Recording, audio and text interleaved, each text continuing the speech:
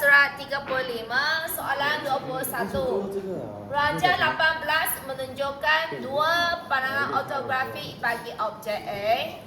Lukis pengurakan penuh permukaan bagi objek itu. K ialah kelip. Okay. Jadi untuk soalan ini, puncak, ada puncak. Ada puncak, jadi kita perlu gunakan kaedah jejarian.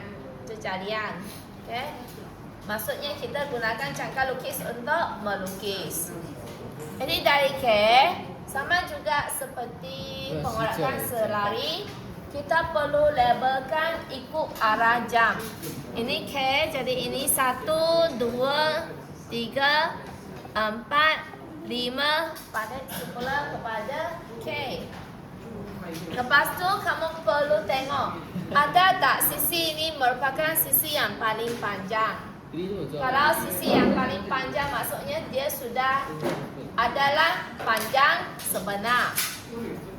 Okey, jadi dari sini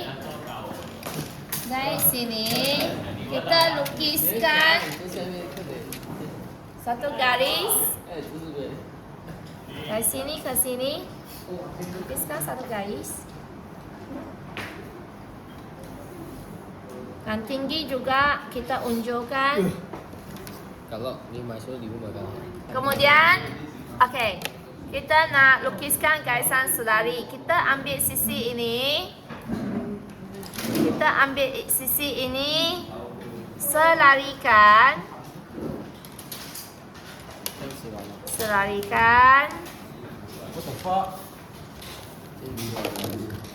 Kemudian dari sini ke sini. Dari sini ke sini kita lukiskan lengkuk. Lengkuk ni mestilah lebih daripada separuh. Kemudian dari K hingga 1. Dari K hingga 1 ukurkan. K hingga 1. Semua samalah. Okay. 2 hingga 1 pun ukuran sama. 2 hingga 3 pun ukuran sama. Jadi dari sini kamu tandakan. Ini 1 kan.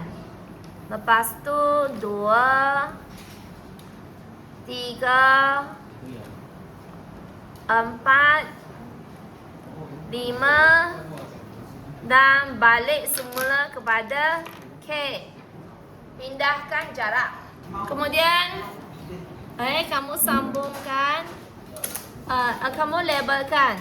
Ini K, ini 1, 2, 3, 4, 5 balik semula ke K.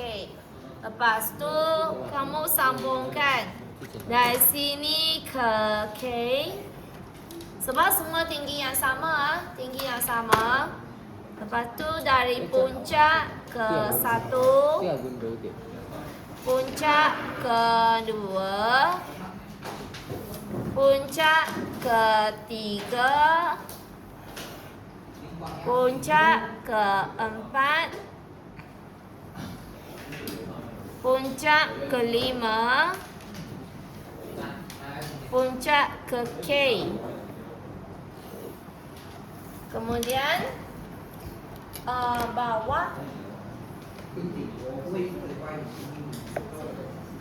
K ke 1 garis lurus, 1 ke 2 garis lurus, 2 ke 3 garis lurus, 3 ke 4 garis lurus, 4 ke 5 garis lurus, 5 ke K pun garis lurus.